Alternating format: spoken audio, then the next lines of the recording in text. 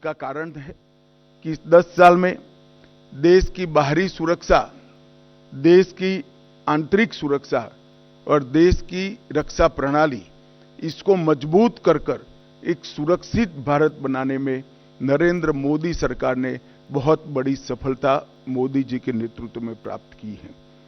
शिक्षा के अंदर आमूलचूल परिवर्तन, हमारे चिर पुरातन शिक्षा शैक्षणिक मूल्यों को समाहित करते हुए, हमारी भाषाओं को गौरवान्वित करते हुए और आधुनिक से आधुनिक शिक्षा को समाहित करते हुए नई शिक्षा नीति लाने का काम नरेंद्र मोदी जी ने किया है।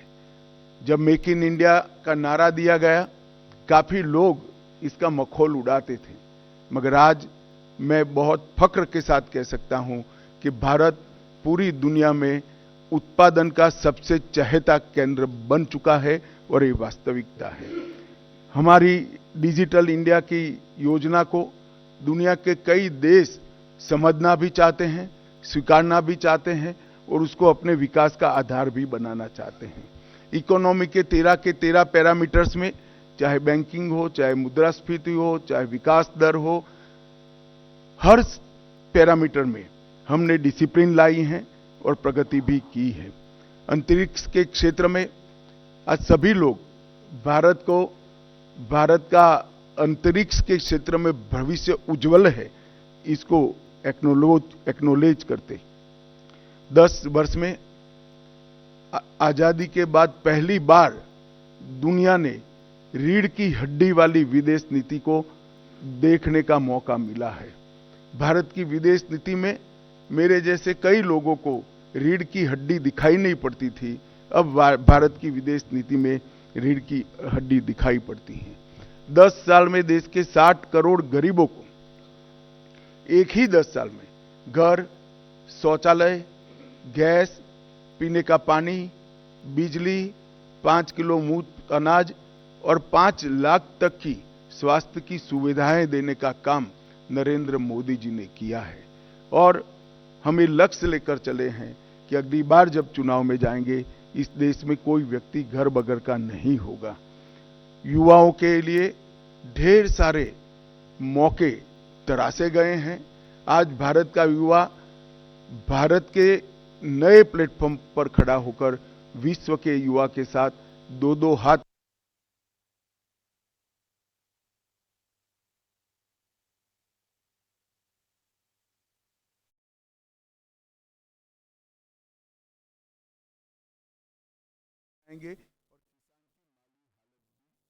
सुधरेगी। अमृतकाल का जब वर्ष आया, मैं इसका साक्षी हूं, कई सारे सुझाव आए थे और मोदी जी ने हमेशा की तरह अपनी अनूठी स्टाइल से अमृतकाल के वर्ष को इस तरह से मनाया कि जब अमृतकाल का वर्ष समाप्त हुआ तो अमृतकाल शुरू हुआ और 140 करोड़ लोग 2047 में महान भारत की रचना के संकल्प के साझीदार बने और भारत के विकास की यात्रा के भी साझीदार बने। एक प्रकार से 140 करोड़ की जनता को इतने महान लक्ष्य के साथ जोड़ना, ये बहुत बड़े विश्वसनीयता का प्रमाण है जो मोदी जी में देश की जनता देखती है। तीसरे मैंडेट के बाद 100 दिन समाप्त हो रहे हैं। 100 दिन में लगभग 15 लाख करोड़ रुपए की परियोजनाओं को चालू किया गया है। 100 दिन को मैंने 14 स्तंभों में बांटा है। मैं एक एक कर सबके लिए कुछ न कुछ कहना चाहूंगा। इंफ्रास्ट्रक्चर का जहां तक सवाल है, 100 दिन में 3 लाख करोड़ की परियोजनाएं हमने घोषित भी, 3 लाख करोड़ की परियोजनाएं हमने घोषित भी की है, इम्प्लीमेंटेशन भी शुरू हुआ है। महाराष्ट्र के वधवान में 76,000 करोड़ की लागत से मेगा पोर्ट बनेगा, जो पहले दिन से ही विश्व के 10 प्रमुख बंदरगाहों में शामिल होगा।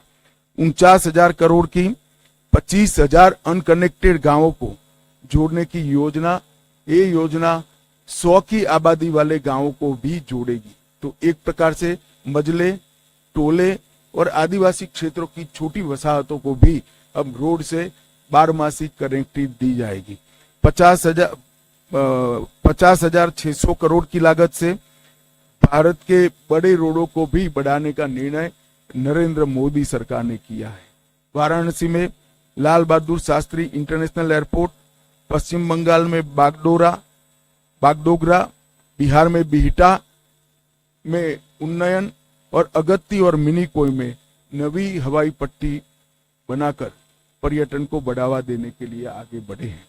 बेंगलोर मेट्रो के phase 3, Pune metro, Thane integral ring metro और कई सारे मेट्रो के प्रोजेक्ट भी हमने इस 100 दिन में आगे बढ़ा है।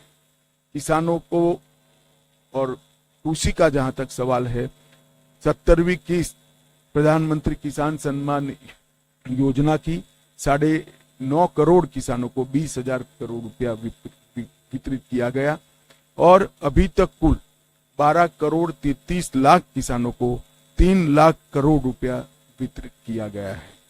खरीफ फसलों का एमएसपी बढ़ाया गया है। मैं एमएसपी पर जरूर कहना चाहूंगा कि आप लोग भी आंकड़ों का अध्ययन करिएगा।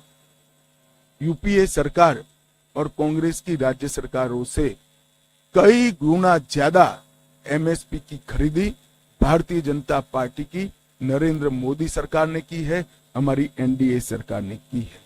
यही बताता है कि ये सरकार किसानों के हितों को समर्पित है। मक्के से इथेनॉल के उत्पादन के लिए सहकारी चीनी मिलों के इथेनॉल उत्पादक इकाइयों का मल्टीफीड इथेनॉल इकाइयों में रूपांतरण किया गया है। अब वो न केवल गन्ने के रस से, मक्के से भी इथेनॉल उत्पाद कर पाएंगे। तो जिस वक्त देश में चीनी की जरूरत होगी तब गन्ने का रस का उपयोग नहीं होगा, मक्के का उपयोग होगा और चीनी ज्यादा होगी तब चीनी के रस से इथेनॉल बनेगा। हमने प्याज और बासमती चावल की न्यूनतम निर्यात मूल्य एमईपी को हटा दिया गया है।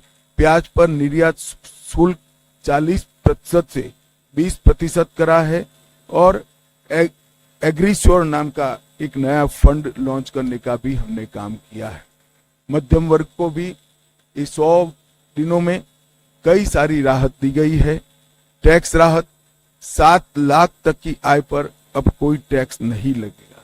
1 रैंक 1 पेंशन का 3रा वर्ष संस्करण लागू कर दिया गया है और 3 करोड़ घर प्रधानमंत्री आवास योजना के तहत स्वीकृत किए गए हैं। शहरी योजना के तहत 1 करोड़ घर और ग्रामीण इलाकों में 2 करोड़ घर। प्रधानमंत्री सूर्यघर मुफ्त बिजली योजना एक प्रकार से 2024 के बीच 2.5 लाख से ज्यादा घरों में सौर ऊर्जा का सिस्टम अब तक लग चुका है। एक अनूठी योजना है जिससे मध्यम वर्ग के परिवारों का बिजली का बिल तो मुफ्त हो ही जाता है, साथ में सौर ऊर्जा के हमारे लक्ष्य की पूर्ति के लिए भी वो कंट्रीब्यूट करते हैं। पीएम ई बस सेवा एनवायरमेंट फ्रेंडली सिस्टम तैयार करने के लिए लगभग 3400 करोड़ की सहायता से हमने पीएम ई बस सेवाओं की स्वीकृति दी है और स्टार्टअप को वित्तीय राहत और इनोवेशन को बढ़ावा देने के लिए स्टार्टअप पर 31% का बोझ डालने वाले एंजल टैक्स को समाप्त करने का भी निर्णय भारतीय जनता पार्टी की सरकार ने लिया है। National industrial corridor development programme के तहत 12 इंडस्ट्रियल जोन बनाए जाएंगे। जो 12 इंडस्ट्रियल जोन बनाए जाएंगे वो कहीं न कहीं बड़े नेशनल हाईवे से लिंक होंगे, इसके आसपास होंगे। ये national industrial corridor development programme के तहत 12 इंडस्ट्रियल जोन देश के हर क्षेत्र में बनाने का हमने निर्णय किया है। सबसे महत्वपूर्ण निर्णय मध्यम वर्ग के लिए मुद्रा ऋण की सीमा 10 लाख से बढ़ाकर 20 लाख कर दी गई है। पुराने ऋण का जिन्होंने सफलतापूर्वक भुगतान किया है वो सभी को इसका फायदा मिलेगा। एमएसएमई के लिए क्रेडिट गारंटी स्कीम शुरू की गई। छोटे व्यापारियों और छोटे उद्यमियों को बिना गारंटी से इससे ऋण मिल पाएगा और उनके व्यापार को नई सरलता और सामर्थ्य दोनों मिलेगा। सशक्त युवा ये किसी भी देश के विकास की प्राथमिक शर्त है। 2 लाख करोड़ के पीएम पैकेज की घोषणा हमने की है, जो 5 साल में 4 करोड़ 10 लाख युवाओं को इसका लाभ पहुंचने वाला है। 1 करोड़ युवाओं को टॉप कंपनी में इंटर्नशिप के अवसर, अलाउंस और एक मुफ्त सहायता राशि देने का भी निर्णय हमारी सरकार ने किया है। केंद्र सरकार ने भी लगभग कई हजार नियुक्तियों की घोषणा की है। कैपिटल एक्सपेंडिचर को बढ़ाकर 11,11,000 करोड़ तक पहुंचाना ये अपने आप में एक मील का पत्थर है। इससे कई युवाओं को रोजगारी के नए अवसर पैदा होंगे और हमारा इंफ्रास्ट्रक्चर भी मजबूत होगा। पीएलआई स्कीम और 12 इंडस्ट्रियल जोन के विकास से भी तजज्ञ युवाओं की नौकरियों का सृजन होगा। स्टार्टअप और एमएसएमई के लिए जो वित्तीय प्रोत्साहन हमने दिया है वो भी युवाओं के लिए कारगर साबित होने वाला है। दीनदयाल अंत्योदय योजना के तहत 10 करोड़ से अधिक महिलाओं को संगठित कर 90 लाख से अधिक स्वयं सहायता जूथ बनाए गए हैं और लखपति दीदी योजना के तहत 11 लाख नई लखपति दीदियों को ये 100 दिन में प्रमाण पत्र दिया गया है। 1 करोड़ से अधिक लखपति दीदियां प्रतिवर्ष 1 लाख रुपया सालाना कमाई कर रही हैं। ये महिलाओं के लिए 1 लाख का राशि एक स्वप्न माना जाता था, आज वो स्वमान के साथ अपना जीवन जी दे। इसके साथ पर्यटन दीदियों जो गाइड का काम करेगी, पर्यटन मित्रों और ड्रोन दीदी के माध्यम से सेल्फ हेल्प ग्रुप और युवाओं को पर्यटन से जोड़ने का काम भी हमने किया है। प्रधानमंत्री जनजातीय उन्नत ग्राम अभियान, इसके तहत 63,000 जनजातीय गांवों का पूर्ण विकास किया जाएगा, जिससे 5 करोड़ आदिवासियों की आर्थिक स्थिति में सुधार आएगा। ये योजना के तहत गांव को प्राथमिक जरूरियातों से और प्राथमिक सुविधाओं से संपूर्ण युक्त किया जाएगा। अनुसूचित जनजाति के दिव्यांग व्यक्तियों के लिए 3 लाख नए पहचान पत्र एक अभियान चलाकर 100 दिन में दिए गए। एकलव्य मॉडल आवासीय विद्यालय एक नए पहलुओं के साथ, नए आयामों के साथ फिर से इंट्रोड्यूस हो रहा है। वक्फ संशोधन विधेयक 2024 वक्फ संपत्तियों के प्रबंधन और संरक्षण और उसके दुरुपयोग तीनों को कमिटेड है और आने वाले दिनों में पार्लियामेंट में इसको पारित किया जाएगा। आयुष्मान भारत योजना आज देश के कई करोड़ लोगों के जीवन का, सरल जीवन का आधार बनी हुई है।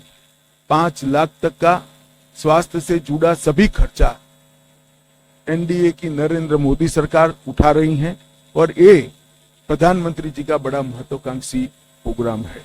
अब जैसा हमने हमारे घोषणा पत्र में वादा किया था, 70 वर्ष या उससे अधिक आयु के सभी वृद्ध नागरिकों को 5 लाख तक का मुफ्त कवरेज दिया जाएगा।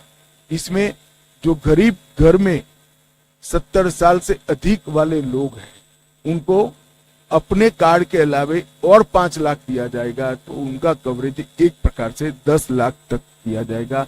करीब 4.5 करोड़ परिवारों के 6 करोड़ वृद्ध नागरिकों को इसका फायदा मिलेगा। इसमें आय की कोई सीमा नहीं रखी गई। 75,000 नई मेडिकल सीटें बढ़ाकर हम मेडिकल एजुकेशन के लिए विदेश पर की निर्भरता को लगभग समाप्त करते हैं।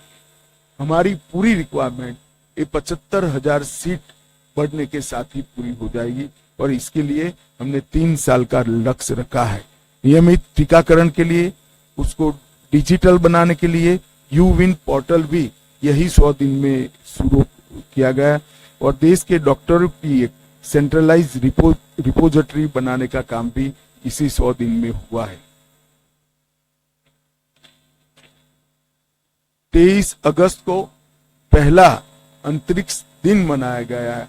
इससे किशोरों को और युवाओं को अंतरिक्ष के क्षेत्र में रुचि लेने के लिए, प्रोत्साहन देने के लिए और उनका हैंड होल्डिंग करने के लिए ढेर सारी योजनाएं शुरू की गई।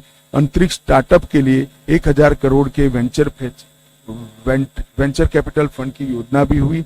आपदा प्रबंधन के लिए राष्ट्रीय डेटाबेस और ग्रामीण भूमि रिकॉर्ड के लिए भुवन पंचायत पोर्टल भी शुरू किया गया। सेमीकंडक्टर, गुजरात के साणंद में सेमीकंडक्टर की इकाई स्थापित की गई और मैं आपको बड़े विश्वास के साथ बताता हूं कि आने वाले 10 सालों में भारत सेमीकंडक्टर के क्षेत्र में एक बहुत बड़ा प्लेयर बन के उभरेगा।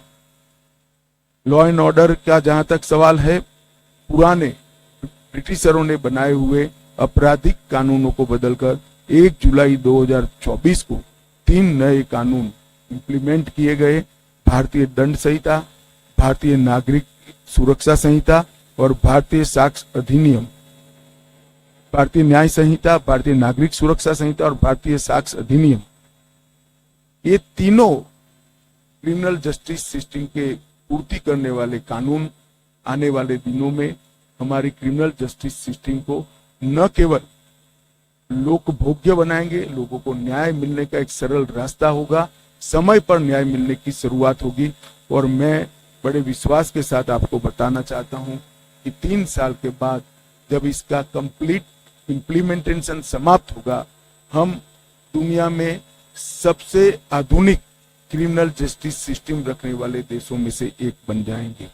शहरी बाढ़ प्रबंधन के लिए 6350 करोड़ रुपए की नई योजना देश में पहली बार लाई गई।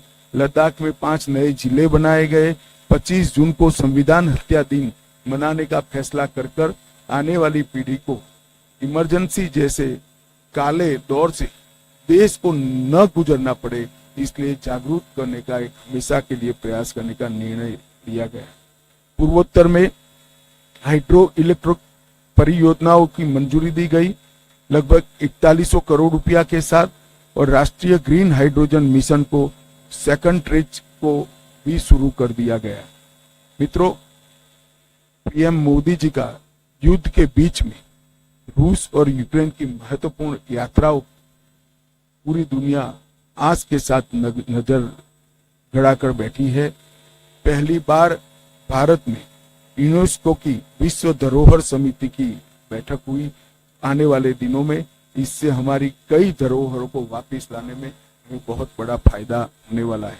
आपदा प्रबंधन अधिनियम, इसको 2024 में लोकसभा में पेश किया गया है और मैं मानता हूं कि अर्बन फ्लड मैनेजमेंट, अग्निशमन सेवाएं, ग्लेशियर झील विस्फोट, फ्लड और अन्य डिजास्टर के मिटिगेशन के हेतु ये जो आपदा प्रबंधन अधिनियम आया है वो सब जरूरियातों को आज के दिन की पूरा करेगा और इसके लिए 12,554 करोड़ की योजना भी ये सब विशिष्ट आपदाओं के लिए निश्चित किए गए हैं। 4 सितंबर को 35 सालों के संघर्ष के बाद त्रिपुरा में NLFT और ATTF के साथ शांति समझौता किया गया। मानस हेल्पलाइन नारकोटिक्स की रोकथाम के लिए और सूचनाओं के लिए शुरू की गई। अगले 5 साल में 5000 साइबर कमांडो तैयार किए जाएंगे और साइबर अपराध के लिए सस्पेक्ट रजिस्ट्री भी तैयार की जाएगी। मित्रों, 100 दिन में इतना सारा जो काम उसको अंजाम देने में सफलता मिली है, उसका कारण है जब हम चुनाव में गए, राजनीतिक पार्टियां और चुने हुए प्रतिनिधि तो चुनाव में गए थे, परंतु मोदी जी ने चुनाव के 6 महीने पहले ही ब्यूरोक्रेसी को एक काम दिया था कि पाइपलाइन में जितनी भी चीजें पड़ी है, जो भी नई सरकार आएगी उसके लिए समाप्त कर रखे, जिससे देश के विकास के गति में बाधा न उत्पन्न हो। इसी का परिणाम है कि ये लगभग लाखों करोड़ों के काम 100 दिन के अंदर ही हम कैबिनेट तक की पूरी प्रोसीजर और कई जगह तो टेंडरिंग भी समाप्त कर चुके हैं। इसके कारण देश की विकास की गति न केवल बढ़ेगी, देश सुरक्षित संपन्न होगा और नई शिक्षा नीति को इंप्लीमेंट कर शिक्षा के क्षेत्र में भी हम आगे बढ़ेंगे। मैं आशा करता हूं कि मोदी जी के नेतृत्व में ये जो विकास का रथ चला है वो आगे पर भी चला रहेगा, इसका हम सभी को विश्वास है। अब आप सब इसके बारे में कुछ पूछना चाहते हैं तो जरूर पूछिए। हाँ, मैं प्रश्न लूंगा। सबसे पहले आप अपना और अपने संस्थान का परिचय अवश्य दें। सबसे पहले 16 नंबर। नमस्कार। सबसे पहले तो मैं आपको आप 16 नंबर नीचे कर दो। हाँ जी, सबसे पहले तो मैं आपको धन्यवाद दूंगा। हिंदी के प्रति जो आपका अनुराग है, हिंदी को अंतर्राष्ट्रीय भाषा बनाने की बात आपने कही है, लेकिन मेरा सवाल है, विकसित भारत में जो राजनीतिक विमर्श है, भाषा का जो विमर्श है, उस पर सवाल करना चाहता हूं। हरियाणा में चुनाव चल रहे हैं। कांग्रेस के एक सांसद जयप्रकाश जी ने कहा है कि महिलाएं अगर लिपस्टिक लगाकर और पाउडर लगाकर। एक मिनट जी सर। भाई, मैं रोज आपके लिए उपलब्ध हूं। आज के प्रेस कॉन्फ्रेंस का विषयांतर न हो, इसके लिए मेरे आपसे सबसे विनंती है कि 100 दिन में अगर कोई सवाल हो तो जरूर करिए। हाँ सर। रुचि न हो तो उत्पन्न करके भी करिए। नहीं सर, रुचि है सर। नहीं सर, रुचि है सर। रुचि है, भाषा के विमर्श पे है। भाषा का जो विमर्श है, विकसित भारत में कितना सार्थक होगा। केंद्रीय मंत्री रवनीत बिट्टू जी ने प्रतिपक्ष के नेता राहुल गांधी को आतंक। आप पॉलिटिकल सवाल की दिशा में न जाइए, मैं दृढ़ता से नहीं जवाब दूंगा। बार बार कहना पड़े अच्छा नहीं लगता है। जहां तक भाषा का सवाल है, मैं स्पष्ट कर देता हूं, हमारी सरकार मानती है कि कोई भी देश अपनी स्थानीय भाषाओं को समाप्त कर कर विकास नहीं कर सकता है। स्थानीय भाषाओं के साथ हमारा इतिहास, हमारी संस्कृति और हमारी परंपराएं जुड़ी हुई है। इसलिए नई शिक्षा नीति में हमने प्राथमिक शिक्षा स्थानीय भाषाओं में हो, इस पर बड़ा आग्रह किया है। और राजभाषा का जहां तक सवाल है, मैंने बहुत स्पष्ट किया है कि हिंदी का किसी स्थानीय भाषा से कोई स्पर्धा नहीं है। राजभाषा विभाग ही अब एक ऐसा पोर्टल लेकर आएगा, किसी भी भाषण का, किसी भी लेख का, किसी भी आलेख का कुछ सेकंडों में ही संविधान की 8वीं सूची की सभी भाषाओं में भाषांतर कर देगा। धन्यवाद सर। 67। सर, मैं शैलेश यादव हूँ, ANI न्यूज़ एजेंसी से। सर, आयुष्मान भारत के बारे में मेरा ये सवाल है। अभी सरकार ने जो है 70 साल और 70 साल से ऊपर के लोगों के लिए को उसमें शामिल करा है। तो सर, मेरा ये सवाल है कि क्या सरकार की कोई ऐसी योजना है कि मिडिल और लोअर मिडिल क्लास को भी इस योजना में शामिल किया जाए? नहीं, मैं समझ नहीं पाया। आयुष्मान भारत में सर क्या लोअर और लोअर मिडिल क्लास को भी शामिल करने की योजना है? जो 70 साल के ऊपर के जितने वरिष्ठ नागरिकों को 5 लाख तक की सुविधाएं देनी है, उसमें हमने आय की कोई सीमा नहीं रखी। कोई भी व्यक्ति को यह फायदा मिलने वाला है। देश के सभी 70 साल से वरिष्ठ नागरिकों को फायदा मिलेगा। तो स्वाभाविक रूप से मध्यम वर्ग और उच्चतर मध्यम वर्ग, और कोई लेना चाहे ना चाहे मुझे मालूम नहीं है, मगर कोई करोड़ोंपति भी लेना चाहे तो वो एंटाइटल होगा। 255।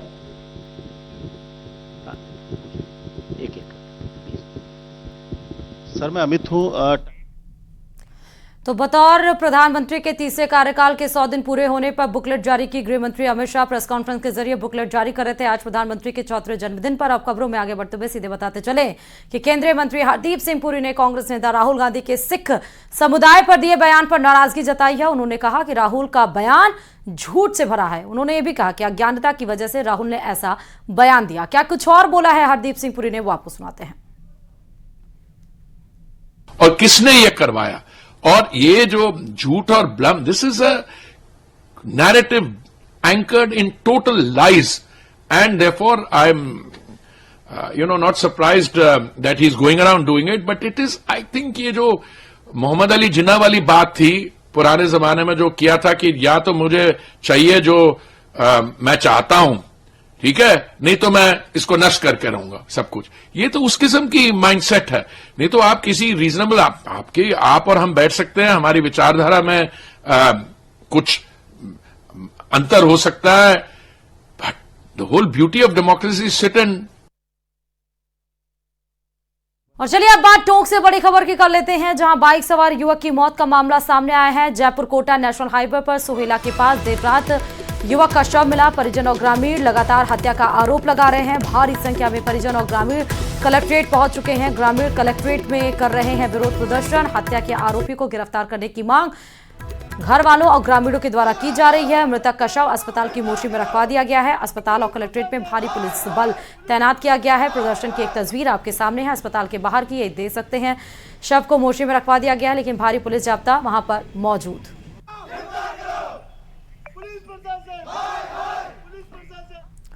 तमाम खबरों के साथ इस बुलेटिन में फिलहाल इतना ही और आगे देखिए बिग ब्रेकिंग।